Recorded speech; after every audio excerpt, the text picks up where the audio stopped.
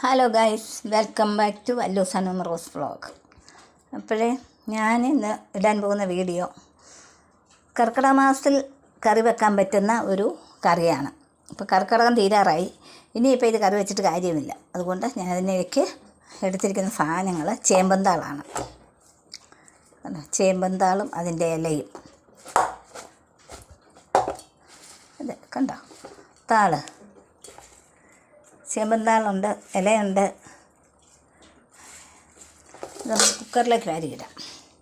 അപ്പോൾ ഇത് തണ്ടും കൂടെ കാണാൻ പറ്റും.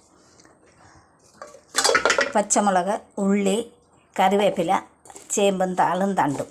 അപ്പോൾ ഇത് കർക്കിടക മാസത്തിൽ വെക്കേണ്ട കറിയാണ്. അപ്പോൾ ഇന്ന് ഞാനിത് കറി വെക്കാൻ പോവുകയാണ്.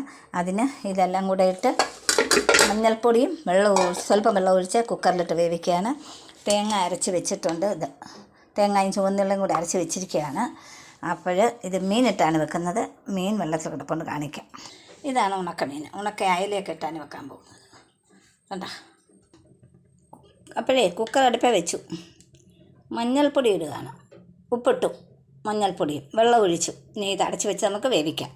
ഉണക്കമീൻ ഇട്ടില്ലായിരുന്നേ, ഇതണ്ടേ ഉണക്ക അയലയാണ് ഇടുന്നത്. അതും കൂടി ഇട്ട് വേവിക്കാം.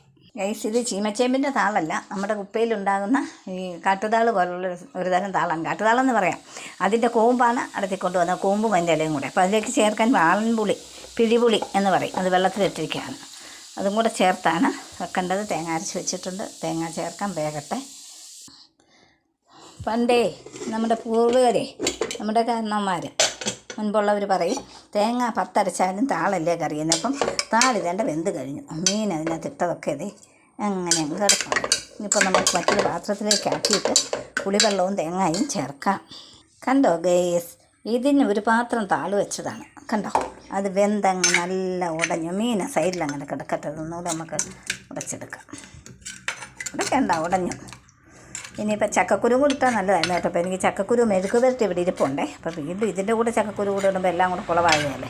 അപ്പോൾ ഇതണ്ട തേങ്ങയും പുളിവെള്ളവും എല്ലാം കൂടെ ചേർക്കുക.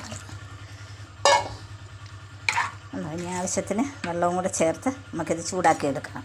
അപ്പോൾ ഇത് ചൂടാകാൻ വെച്ചിരിക്കുന്നു. കണ്ടോ, എന്ത് പെട്ടെന്നാണ് ഈ കറി റെഡിയാകുന്നതെന്ന് കണ്ടോ.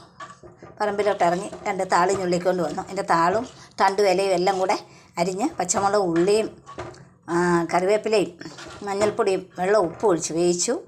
വേവിച്ചതിന് ശേഷം തേങ്ങയും ചുവന്നുള്ളിയും അരച്ച് ചേർത്തു. മീനിട്ടാണ് വേവിച്ചത്. മീനിടാതെ ഇത് വെക്കാം. മീനിട്ട് വെച്ചാൽ പ്രത്യേക രുചിയാണ്. ചക്കക്കുരു കൂടി ചേർത്താൽ നല്ലതാണ്. കുറച്ചുകൂടി കൊഴുപ്പും കിട്ടും. ഒരു ചട്ടി കറിയും കാണും. പിന്നെ ഒരുപാട് പേരൊക്കെ ഉള്ള വീട്ടിലാണെങ്കിൽ ചക്കക്കുരുവും കൂടി ഇട്ട് വെക്കാം. എന്താണെങ്കിലും ചക്കക്കുരു ഇട്ടാൽ നല്ല ടേസ്റ്റാണ്.